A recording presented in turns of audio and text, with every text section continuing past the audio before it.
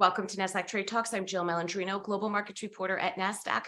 Joining us for this segment, we have Dan Kessous, CEO of Nasdaq Canada, to discuss trends in the Canadian equity market and look ahead to the third quarter. Dan, it's great to see you as always. Welcome back to Trade Talks. Hi, Jill. Good to see you. Thanks for having me again. You got it. Let's take a look back at the second quarter. What were some of the market trends and Nasdaq products that stuck out to you?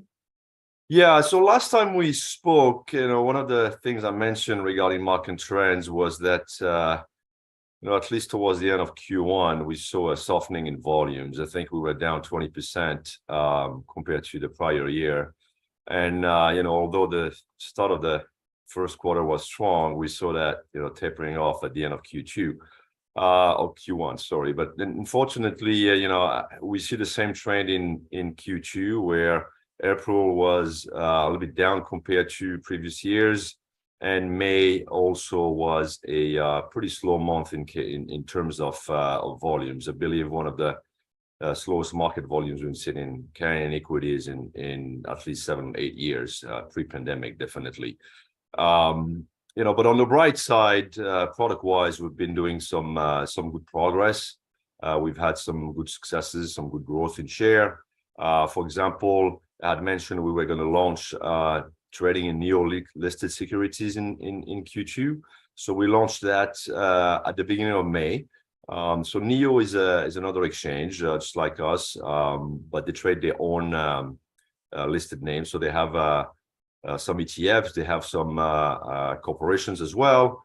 And up to now, we were not trading those names. But clients have asked us to look into it. They could trade those listed names on NEO and a couple of other venues, but they wanted to have the same pricing, same order types and experience that they have with us on other listed securities. So they wanted us to trade NEO listed.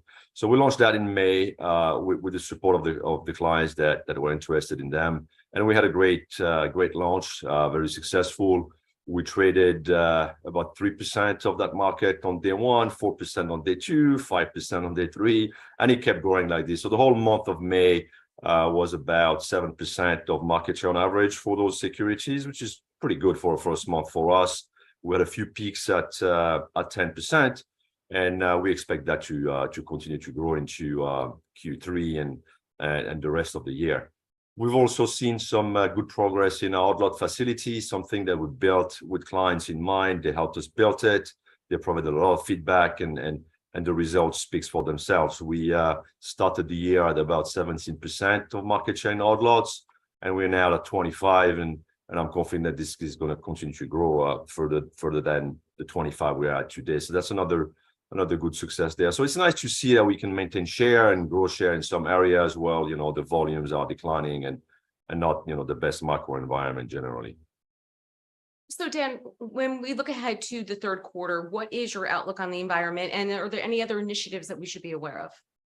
Yeah, so, short of having a crystal ball, given the macro environment, the Bank of Canada, guidance on rates, I think we're going to see a lot of money on the sidelines still for a little while. So, we see in terms of volume, at least we're forecasting, a third quarter that would be, similar to the slowdown we've seen in Q2. It's also, summer, so there's a bit of seasonality there as well, where we typically see less volume. But in terms of product, I think, we're going to take advantage of that, so to speak, quiet period to keep growing the products that I just mentioned. We expect some uptick in our guaranteed execution facility. That's one that we launched a little while ago. But there's some good growth that happened there and some momentum that clients are noticing, especially on the retail side. So the GEF is a top-up facility. So when you see a quote on the book on CX2, we have market makers standing behind that quote. So if the quote is a few hundred shares and you have a larger order than that, then you can send us your whole order, and the market makers will stand behind it, top it up to 5,000 shares.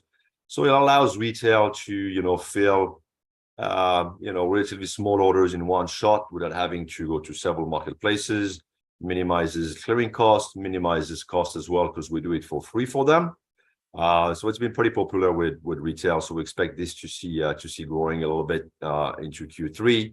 And then we have a healthy pipeline of new clients, clients new to us, clients new to Canada. And they could be institutional. We have some market makers as well. We have some retail clients. So there's new clients that are in various stages of the onboarding process with Nasdaq Canada, whether it's paperwork, certification, connectivity. But there's a good lineup of clients that are going to start trading with us. So that's very promising. And then we're making some enhancement to PureStream that we launched late last year. We've got some feedback from clients looking to increase average trade size and make it a little bit substantial. So we're currently talking to our regulators in Canada here to discuss with them some of the options we're thinking about to take that market to the next level. And last but not least, and I can talk about our dark pool CXD as well. Generally has been humming along and growing in terms of share. We're at a solid 2.5% now. Those new clients are very interested in the dark pool as well. So I think I can expect that to continue to grow. And I can see us reaching 3% consistently on that dark pool in the near future. All right, Dan, we appreciate the update. Thanks for joining us on Trade Talks. Thank you, Jill. I'm Jill Malandrino, Global Markets Reporter at Nasdaq.